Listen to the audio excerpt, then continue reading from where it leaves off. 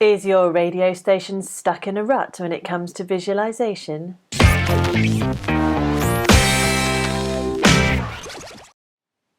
Hello, it's Anne Charles here from AnneCharles.tv, and today I want to talk to you about some ideas I'm having around visualization. Now, visualization of radio, if you don't know, is the idea that you're going to be putting pictures of some form or another with your audio to make it more interesting to people who are listening or watching, I suppose, your content online. And at the moment, for many people, visualization automatically means some form of webcam in the studio. Now, as an industry, we tend to have moved on from a live stream, or when it first came out, a live photo posted every 10 minutes to the internet, as it was 10 years ago or so. So people are understanding that you shouldn't really just have a live stream and then do nothing more with it, because it's pretty dull for the audience, and cutting up your content and repurposing it for use online later on is a much more effective way of making sure that the audio that you've produced and paid for gets more than one use.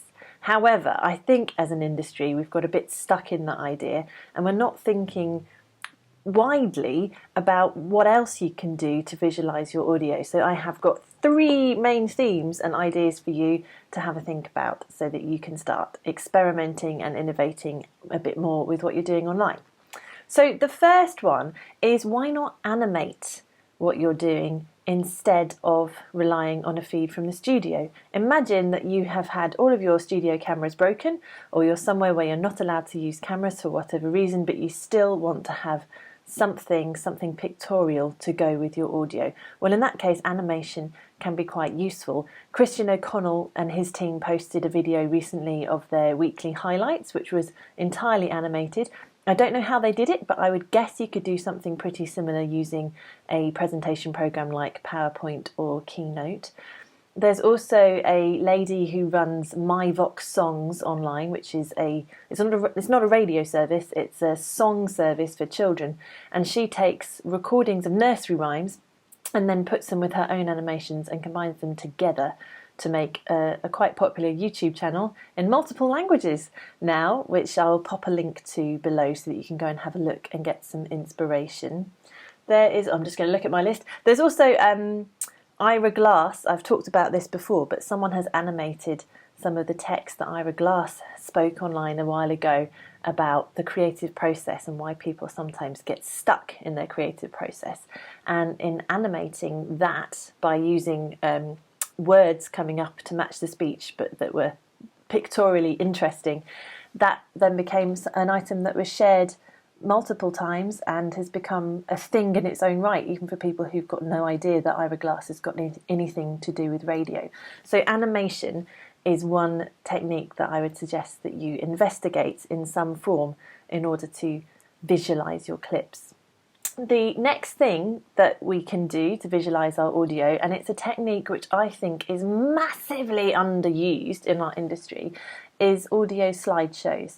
And that's something I'm probably going to talk more about in future episodes or editions or whatever.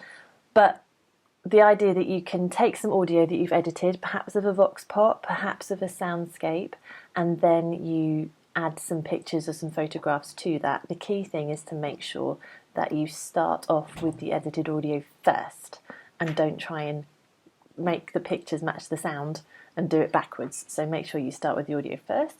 The third thing that I'm seeing a lot of people doing, which is a little bit like the idea of having webcams in the studio, is that they are using a lot of stuff with Periscope and also the new Facebook video feature.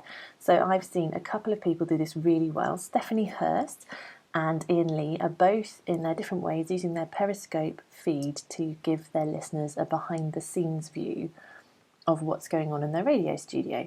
So between records, they are talking to their audience, they're engaging with them, they're getting them to answer questions or to vote on which song should come next. Stephanie was giving people little quizzes about what the next song coming up was going to be by playing a bit of the intro, and that is a way of getting some immediate feedback and engagement from your audience and providing an extra service to the superfans who are following you on places like Periscope. Ian Lee also, for many radio nerds, is providing quite an addictive channel, because he's not just letting the webcam be in the studio and people watch what's going on.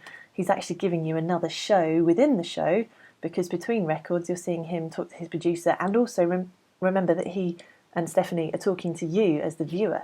So they're really creating a lot of content and engaging each audience and respecting the fact that the watching audience, who is live, is getting something different and something extra from the audience that is listening on the radio in the traditional sense.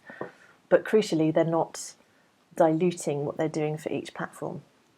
And there's another one I was going to talk about, which is Radio Norfolk in the last week has done quite a bit with Facebook video. Now it's a feature that's available for most accounts, and they had BC in the studio. If you don't know who BC is, he obviously did not grow up in East Anglia. He is an absolute legend and a superstar. I'll put a link to the video below. I don't expect you to understand it if you didn't grow up around here, but if you did, you'll completely understand why it was a great video to do, and how that video enhanced the experience of what people were hearing, but didn't take away from the show as a whole, and didn't rely on a passive camera in the background. They were doing content that played up to the camera, as well as remembering that radio and audio was their primary medium. So 3 different ideas for you, 3, not far, to enhance what you're doing with visualization. So firstly, consider how you're going to animate it. Can you do a word, or can you do something that is going to bring it to life in a way that doesn't rely on a camera? Second idea is to consider audio slideshows. They're really underused, and I think that they can be great little pieces of content in their own right. And the third thing is, if you are going to do a camera, think about doing Periscope, think about doing Facebook video, and really engaging with your audience and getting them to ask you questions between links if you've got the energy to effectively run 2 shows at once. So those are 3 suggestions for you. Let me know what you think. Pop a comment below, give me some examples of some stuff you've done, and your challenge for this week is to visualise some audio that can be shared online that does not rely on the automatic feed from your studio cameras. Thanks for watching, see you soon, bye for now.